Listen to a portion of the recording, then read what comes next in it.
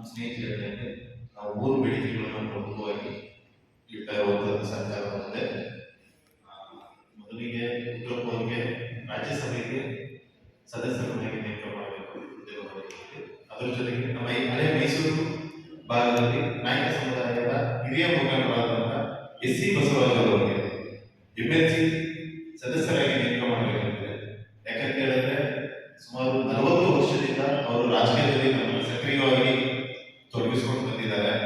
1987ರಿಂದ 92, 2000ರಿಂದ 2005 ಜಿಲ್ಲಾ ಪಂಚಾಯತ್ ಸದಸ್ಯರಾಗೂ ಕೂಡ ಅವರು ಆಯ್ಕೆಯಾಗಿ ಕಾರ್ಯನಿರ್ವಹಿಸಿದ್ದಾರೆ.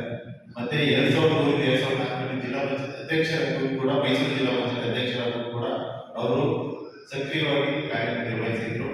ಅದಾದ್ಮೇಲೆ 2014-16ರಲ್ಲಿ ಕರ್ನಾಟಕ ವಾಲ್ಮೀಕಿ ಅಭಿವೃದ್ಧಿ ನಿಗಮ ಮಂಡಳಿಯ ಅಧ್ಯಕ್ಷರಾಗಿ ಅತ್ಯುತ್ತಮವಾಗಿ ಕಾರ್ಯನಿರ್ವಹಿಸಿದ್ರು. ಅವರ ಕಾರ್ಯನಿರ್ವಹಣೆ ಟೈಮಲ್ಲೇ ಪರಿಶಿಷ್ಟ ಪಂಗಡಕ್ಕೆ ಸೇರಿದಂತ ವಾಲ್ಮೀಕಿ ಅಭಿವೃದ್ಧಿ ಆಫೀಸ್ಗಳು ಸಪರೇಟ್ ಆಫೀಸ್ ಆಗಿ ಹಲವಾರು ಯೋಜನೆಗಳು ಜನಗಳಿಗೆ ತಲುಪುವಂತ ಕೆಲಸಗಳನ್ನ ಬಹಳ ನಿಟ್ಟಿನಲ್ಲಿ ಮಾಡಿದ್ರು.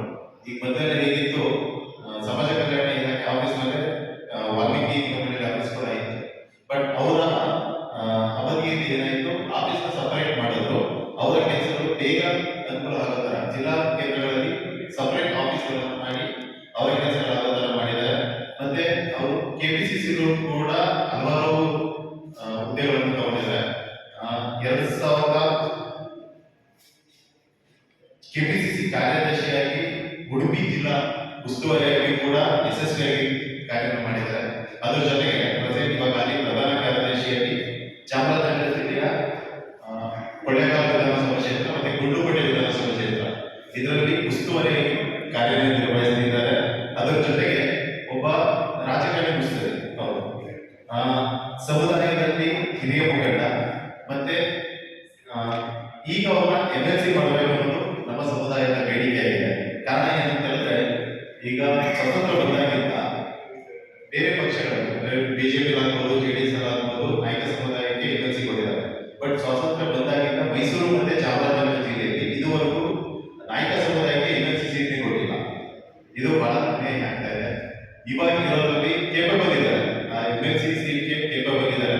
ಮತ್ತೆ ನಮಗೆಲ್ಲ ಗೊತ್ತಿರೋಂಗೆ ಏನಾಗುತ್ತೆ ಅಂತಂದ್ರೆ, ನಾಯಕ ಸಮುದಾಯದ ಪರಿಶಿಷ್ಟ ಪಂಗಡದಲ್ಲಿ ನಿಮಗೆ ಮೈಸೂರು ಮತ್ತೆ ಚಾಮರಾಜನಗರದಲ್ಲಿ HD ಕೋಟೆ ಬಿಟ್ಟು ಮೀಸಲು ಕ್ಷೇತ್ರ ಏನಿದೆ, HD ಕೋಟೆ ಬಿಟ್ಟಿಗೆ ಪ್ರೆಸೆಂಟ್ ಅನಿಲ್ ಚಿಕ್ಕಮಾದವರು MLA ಇದ್ದಾರೆ. ಅವರು ಬಿಟ್ಟು ಯಾವುದೇ ನಾಯಕರು ನಮಗೆ ಅಧಿಕಾರದಲ್ಲಿಲ್ಲ.